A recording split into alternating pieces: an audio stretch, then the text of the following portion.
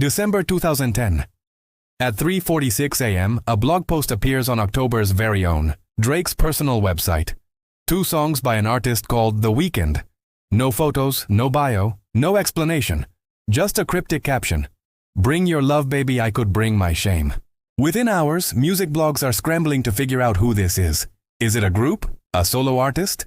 Some speculate it's Drake himself experimenting with a side project. Others think it's his producer, 40, trying something new.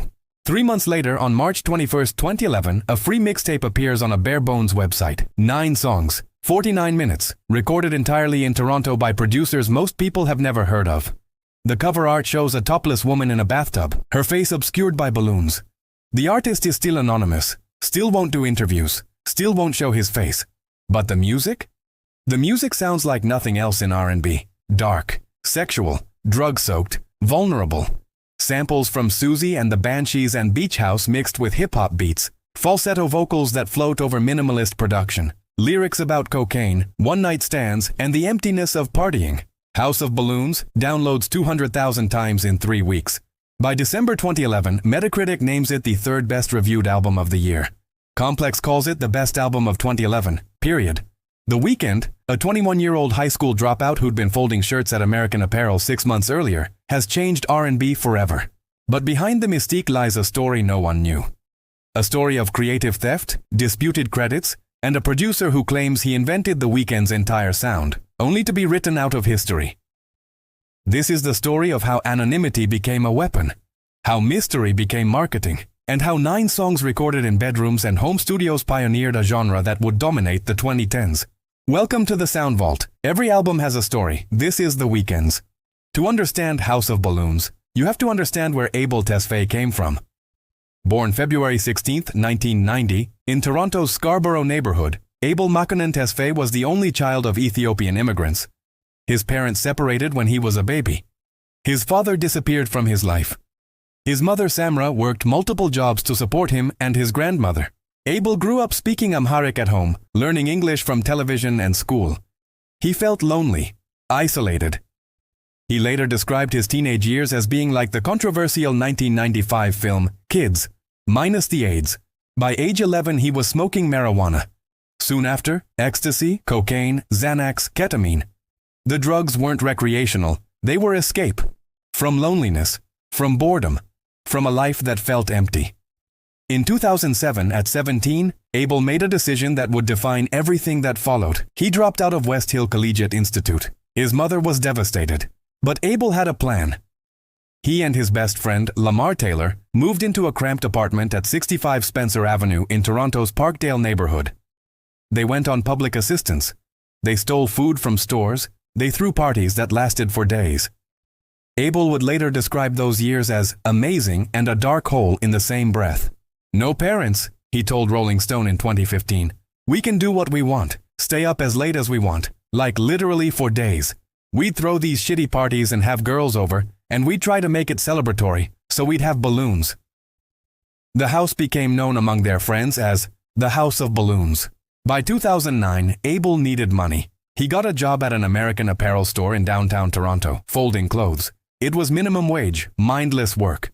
But it gave him time to think, to observe, to write. He began recording songs in his spare time, not for himself, but to sell to other artists. He hated his own voice, thought it was weak, figured he'd make more money as a songwriter than a performer. His co-workers at American Apparel would play music while they worked. Sometimes Abel's own songs would come on, tracks he'd uploaded anonymously to YouTube under the username ExoxSoxo. His co-workers had no idea the voice they were hearing belonged to the quiet kid folding shirts next to them. That anonymity, it wouldn't last much longer. Summer 2010. Abel Tesfaye meets Jeremy Rose at a house party in Toronto. Rose, who goes by the producer name Zodiac, is 23 years old and hungry to break into the music industry. He's been making beats since he was a teenager. Moody, atmospheric instrumentals influenced by 9 Inch Nails and electronic music. But Rose has a problem. He can't find the right vocalist for his vision. He's been working on a concept for what he calls a dark R&B project, something that subverts the genre's usual themes of romance and celebration. Something grimy, sexual, druggy, real. At the party, Rose hears Abel freestyle over one of his beats. That voice, high, androgynous, effortlessly melodic, is exactly what Rose has been searching for. When I met him, I heard some of the stuff that he was doing, Rose later told Vice. It was called The Noise. They were a straight kind of R&B, just really light. And I was just like, oh, fuck that shit. No man, let's talk about fucking and getting too high and trying to fuck bitches and it not working out. Let's get really grimy about it. Abel agrees. The two begin working together immediately. Over the next few months, Rose produces 3 tracks: What You Need, Loft Music, and The Morning. Abel writes lyrics drawn directly from his life. The parties, the drugs, the empty sex, the loneliness that comes when the high wears off. The songs are raw, unpolished, deliberately lo-fi. Rose is thrilled. This is exactly the sound he's been chasing. But then things start to change. According to Rose, Abel begins pushing for things I didn't want to do. The creative partnership becomes a power struggle. Abel wants more control. Rose wants to maintain his artistic input. Finally, it reaches a breaking point. He wanted me to produce for him without any of my input, Rose recalled. And I was like, well then, what's the point of being a group? And he was like, you can just be my producer. And I said, are you going to pay me? Then I realized he was not going to pay me. That's why I backed out. Rose makes Abel a deal. Take the 3 songs, use them however you want. Just give me production credit. Abel agrees. In December 2010, Abel uploads the 3 tracks to YouTube under the name The Weeknd, dropping the E to avoid copyright issues with a Canadian rock band called The Weeknd. The songs begin circulating on music blogs. Slowly at first, then faster. And then Drake notices. Drake, born Aubrey Graham, is Toronto's biggest musical success story. His 2010 debut album Thank Me Later went platinum. He's working on his follow-up, Take Care, and actively searching for new sounds to incorporate. On December 12, 2010, at 3:46 a.m., Drake's manager Oliver El Khatib posts 2 Weeknd songs to Drake's October's very own blog, Loft Music and The Morning. The post is minimal, no explanation, just the music. Hours later, Drake himself tweets lyrics from another Weeknd song, Wicked Games. Bring your love, baby, I could bring my shame. The effect is instantaneous. Pitchfork covers it. The New York Times writes about it. Music blogs obsessively dissect every detail, trying to figure out who The Weeknd is. The mystery becomes part of the appeal. Some blogs initially credit the songs to producer Jeremy Rose, but Rose's name quickly disappears from the narrative, replaced by speculation that Drake himself might be The Weeknd, or that Drake's producer, 40, is behind the project. For Abel Tesfaye, still folding shirts at American Apparel, the attention is surreal. He recalled that his co-workers at American Apparel would sometimes play his songs without realizing they were his, according to later reports. But Abel knows he needs to move fast. The blog buzz won't last forever. He needs more music, better production, a real team, and most importantly, he needs to cut ties with Jeremy Rose. January 2011. Through mutual friends, Abel meets producer Circuit at his dream house studio in Toronto. Circuit plays Abel an instrumental, ominous, sensual, built around a pulsing bass line. Abel steps into the booth and begins freestyling. The result is High for This, a song about seducing someone into drug use that would become the opener for House of Balloons. As a producer in the studio, it's often my role to tell someone, sing it again, or do this, or this isn't good enough, Circuit later told MTV News. But he's kind of his own biggest critic. He'll be the one saying, I need to re-record this. More importantly, Circuit introduces Abel to 2 producers who will become the architects of the Weeknd sound, Carlo Ilangelo Montagnesi and Martin Doc McKinney. Doc McKinney is a veteran. He's worked with Maroon 5, CeeLo Green, Mary J. Blige. But he's intrigued by this mysterious kid with the high voice who wants to make dark, experimental R&B. Ilangelo is younger, McKinney's protege. He specializes in atmospheric production, creating sonic landscapes that feel vast and empty at the same time. Together, the 3 of them lock themselves in studios across Toronto and begin working at a feverish pace. Their approach is minimalist. They use Ableton Live, MPC samplers, Cubase software, but avoid hardware synthesizers and traditional R&B instrumentation. I pretty much decided to not use any hardware equipment, Ilangelo later explained to MTV News. I didn't have any keyboards and synthesizers. We used different interfaces, we used different mics, we were just using anything around us. Everything was inside the Cubase box, except for Doc's wavy-ass guitars. That word, wavy, becomes a recurring theme. Abel uses it constantly during sessions to describe the sound he wants. Fluid, underwater, hazy, like being high. Doc McKinney plays Abel an instrumental he made in 2009, a moody track built around a sample of Happy House by Susie and the Banshees. Abel immediately connects to it. The song becomes House of Balloons, the mixtape's title track. But McKinney and Abel aren't done. Abel wants to rap on the track. McKinney improvises a new beat, darker, more aggressive. The result is Glass Table Girls, a freestyle about cocaine and casual sex that becomes the second half of the track. It was originally a 25-minute version of House of Balloons, McKinney later revealed. The Weeknd expressed his desire to rap at the end of the track, asking me to make a beat, leading to the creation of Glass Table Girls. The sessions are spontaneous, collaborative. Abel brings lyrics based on real experiences, the parties at the Parkdale house, the drug binges, the women who drift in and out of his life. But there's a darker undercurrent to the lyrics. Loneliness, self-loathing, the recognition that this lifestyle is destroying him even as he glorifies it. In just 2 months, January to March 2011, the core of House of Balloons comes together, and then Abel makes a decision that will haunt him later. He credits himself as the primary producer and writer on nearly every track. What makes House of Balloons revolutionary isn't just Abel's voice or the production, it's the samples. In 2011, mainstream R&B is dominated by polished, radio-friendly production. Usher, Chris Brown, Trey Songz, they're making club bangers with clean beats and auto-tuned vocals. Abel and his producers go in the opposite direction. They sample from indie rock, dream pop, post-punk, shoegaze, genres that have nothing to do with R&B. House of Balloons samples Susie and the Banshees' Happy House. The Knowing samples Cocteau Twins' Cherry-Colored Funk. What You Need samples Aaliyah's Rock the Boat. These aren't obscure samples to hip-hop heads. They're obscure samples to R&B audiences. We were just making the fucking illest shit we've ever made in our life, Circuit later told MTV News about the sessions. The production deliberately avoids the cleanliness of contemporary R&B. It sounds muddy, lo-fi, like it was recorded in someone's bedroom, because it often was. I don't like to use compressors and take away my textures, Abel later explained. I was raised on music that was recorded before technology advanced to the place where it could be smooth. I want to hear that thickness of sound. This aesthetic choice becomes part of the Weeknd's identity. The music sounds like it exists in the margins, illegal, underground, secretive. It's the perfect sonic representation of Abel's lyrics, beautiful and ugly at the same time. March 21, 2011. House of Balloons is uploaded to the Weeknd's website as a free zip file, 9 songs, 49 minutes, no label, no promotion beyond Drake's initial blog post and a few follow-up tweets. The cover art, shot by Lamar Taylor, shows a topless woman in a bathtub, her face obscured by balloons. It's intimate, provocative, mysterious. Everything the Weeknd represents. Abel still won't do interviews. Won't show his face in photos. Won't reveal personal details. The anonymity is strategic. It forces listeners to focus on the music rather than the image. And it creates an irresistible mystery. Who is the Weeknd? The music industry takes notice immediately.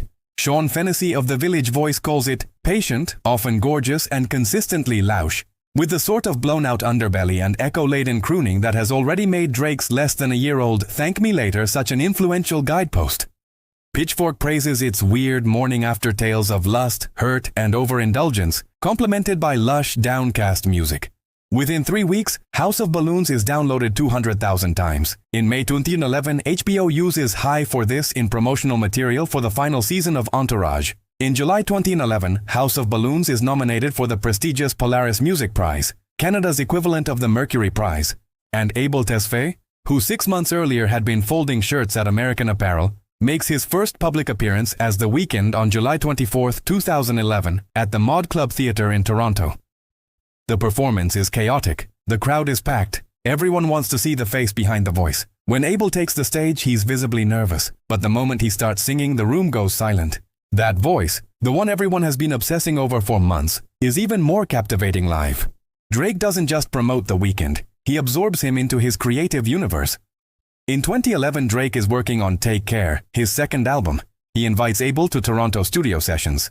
The Weeknd contributes to 5 songs on Take Care. He's featured on Crew Love and The Ride. He co-writes Shot for Me, Camera's Good Ones Go Interlude, and Practice. The album, released November 15, 2011, moves 631,000 copies in its first week and eventually goes 6 times platinum. Drake publicly champions The Weeknd, tweeting about him constantly. The OVOXO brand, October's very own meets XO, becomes shorthand for the Toronto sound. Moody, introspective, vulnerable hip-hop and R&B. Rumors swirl that Abel will sign with Drake's fledgling OVO sound label. But behind the scenes, tensions are building. Abel wants independence. He doesn't want to be seen as Drake's protege or discovery. He wants to build his own empire. In September 2012, 18 months after House of Balloons drops, Abel signs with Republic Records, partnering through his own XO label. Drake is reportedly hurt by the decision. He'd publicly stated he was working to sign The Weeknd. Tweets from OVO affiliates suggest there's been a betrayal. But Abel and Drake maintain they're still close. And for years they appear together at festivals, collaborate on songs, and support each other publicly. Privately though, the relationship has changed. Years later, in 2024, The Weeknd will take what many interpret as a shot at Drake on the song All to Myself, grateful he didn't sign his life away. But in 2011, none of that matters. The Weeknd is ascending, and House of Balloons is just the beginning. While Abel Tesfaye is becoming famous, Jeremy Rose is watching from the sidelines. Remember Rose? The producer who claims he created The Weeknd's sound? The one who made the 3 songs that Drake first posted to his blog? By the time House of Balloons is released, Rose's name has been scrubbed from the narrative. The official credits list Doc McKinney and Delangelo as the primary producers. Rose is mentioned in the liner notes for What You Need, Loft Music, and The Morning, but most casual listeners never see those credits. Media coverage focuses on the mystery of The Weeknd and the production genius of McKinney and Delangelo.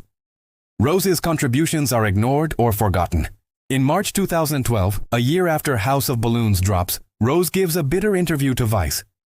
He claims The Weeknd was originally his idea, that Abel was just the vocalist for a dark R&B project Rose conceptualized, that the sound everyone associates with The Weeknd, the atmospheric production, the indie rock samples, the druggy aesthetic, was Rose's vision, not Abel's. I had this idea for a dark R&B project, Rose tells Vice. When I met Abel, I heard some of the stuff that he was doing. It was called The Noise. They were a straight kind of R&B, just really light and kind of candlelight. And I was just like, oh, fuck that shit. No man, let's talk about fucking and getting too high and trying to fuck bitches and it not working out. Let's get really grimy about it. Rose claims he reminded Abel via email about the credit agreement they'd made. The email was never answered. Did you know a dumb girl has a Drake tattoo on her head? The Vice article is titled, A Reference to Rose Feeling Screwed Over. Rose admits he hasn't received a cent from The Weeknd's success. When asked if he'll pursue compensation, he responds cryptically, "We'll work on it." The Weeknd's camp responds through Lamar Taylor, Abel's friend and creative director. Taylor emails Pitchfork, which had initially credited Rose, demanding a correction. Jeremy Rose was not a producer on the album. Doc McKinney and Delangelo helped compose the songs on the album with The Weeknd. Look on The Weeknd's tweets and friends list for proof. Jeremy Rose is not mentioned at least once. The dispute raises uncomfortable questions. Did Abel Tesfaye steal Jeremy Rose's sound? Or did Rose create instrumentals that Abel transformed into something else entirely through his lyrics, melodies, and vision? The truth, as always, is probably somewhere in the middle. What's undeniable is this. The first 3 songs that made The Weeknd famous, the ones Drake discovered and posted to his blog, were produced by Jeremy Rose. Without those 3 songs, The Weeknd might never have blown up. Without Drake's endorsement, Jeremy Rose's beats might have remained obscure. And without Abel Tesfaye's voice, lyrics, and mystique, none of it would have mattered. House of Balloons doesn't just launch The Weeknd's career, it creates a blueprint that will define alternative R&B for the entire decade. In 2011, the same year House of Balloons drops, Frank Ocean releases Nostalgia Ultra, another free mixtape that samples indie rock, MGMT Coldplay, and explores themes of loneliness, drug use, and complicated relationships. Together, The Weeknd and Frank Ocean create a seismic shift in R&B. They prove that the genre doesn't have to be about club bangers and romantic ballads. It can be dark, experimental, vulnerable, weird. The influence spreads immediately. Artists like Miguel, Jhené Aiko, and FKA Twigs begin incorporating similar aesthetics. Moody production, alternative samples, confessional lyrics. By the mid-2010s, artists like Bryson Tiller, 6 Lack, Party Next Door, and Tinashe are making careers out of the sound The Weeknd pioneered. Even mainstream pop begins to shift. Lord's Royals in 2013 feels like it exists in The Weeknd's sonic universe. Lana Del Rey's Ultraviolence in 2014 explores similar themes of doomed romance and self-destruction. The Weeknd himself admits, eventually, that he changed the game. "People tell me I'm changing the culture," he told Rolling Stone in 2015, 4 years after House of Balloons. By 2020, he's more definitive. House of Balloons literally changed the sound of pop music before my eyes. Music critics agree. In 2021, Rolling Stone ranks The Morning at 488 on its list of the 500 greatest songs of all time. Complex writes, House of Balloons, in tandem with Frank Ocean's Nostalgia Ultra, was responsible for a sharp pivot within R&B. Billboard names House of Balloons, Glass Table Girls, a song that defined the 2010s, calling it the sound of a party degrading in real time. The mixtape becomes a cultural artifact. Proof that you can change music without a label, without promotion, without even showing your face. Abel Tesfaye doesn't stop with House of Balloons. In August 2011, he releases Thursday, a second mixtape that explores similar themes but with more polish. In December 2011, he releases Echoes of Silence, completing what fans call the trilogy. In September 2012, after signing with Republic Records, he repackages all three mixtapes into a commercial release called Trilogy. It debuts at number 4 on the Billboard 200. His debut studio album, Kissland, drops in 2013. It debuts at number 2. But it's 2015's Beauty Behind the Madness that makes The Weeknd a global superstar. The album features the hits Can't Feel My Face and The Hills. It wins the Grammy for Best Urban Contemporary Album. 2016's Starboy solidifies his pop dominance. 2020's After Hours produces Blinding Lights, one of the biggest songs of all time. In February 2021, Abel performs at the Super Bowl LV halftime show. He's gone from anonymous internet mystery to one of the biggest stars on the planet. But for many longtime fans, nothing compares to House of Balloons. On March 21, 2021, the mixtape's 10th anniversary, Abel re-releases House of Balloons on streaming services with all the original samples intact. It's a gift to fans who've been asking for the unaltered version for years. As for Jeremy Rose, he fades from the music industry after 2012. His SoundCloud and YouTube channels go inactive. He never gets the credit or the money he felt he deserved. Doc McKinney and Elangelo continue working with The Weeknd on multiple albums, becoming integral to his sound. Drake and The Weeknd's relationship remains complicated, collaborating occasionally, drifting apart frequently, and in 2024 seemingly taking shots at each other on record. The story of House of Balloons is the story of how mystery became currency. In an era when social media was demanding constant access to artists' personal lives, Abel Tesfaye proved that withholding information could be just as powerful as sharing it. The anonymity wasn't just a marketing gimmick, it was a statement. The music is what matters. And the music did matter. It still does. House of Balloons took the conventions of R&B, the subject matter, the production, the vocal style, and twisted them into something darker, more honest, and more addictive. It proved that you could sing about drug addiction, toxic relationships, and existential emptiness without glamorizing or condemning them. You could just be honest. It proved that R&B could be experimental, that it could sample Susie and the Banshees, that it could sound lo-fi and still be beautiful. It proved that you didn't need a label, a publicity team, or even a face to change music. You just needed 9 great songs and the internet. Jeremy Rose may never get the recognition he feels he deserves. The disputes over credit and money may never be fully resolved. But what's undeniable is this. In March 2011, a 21-year-old high school dropout uploaded a free mixtape to the internet. And R&B was never the same. That dropout became The Weeknd, one of the biggest stars of the 21st century. And House of Balloons became a landmark, a turning point when alternative R&B went from underground curiosity to mainstream dominance. 14 years later, the influence is everywhere. In every moody R&B ballad, in every atmospheric hip-hop track, in every artist who prioritizes vibe over polish, honesty over radio friendliness. This has been The Sound Vault. Every album has a story, and some stories, like Abel Tesfaye's, prove that you can change everything while revealing nothing.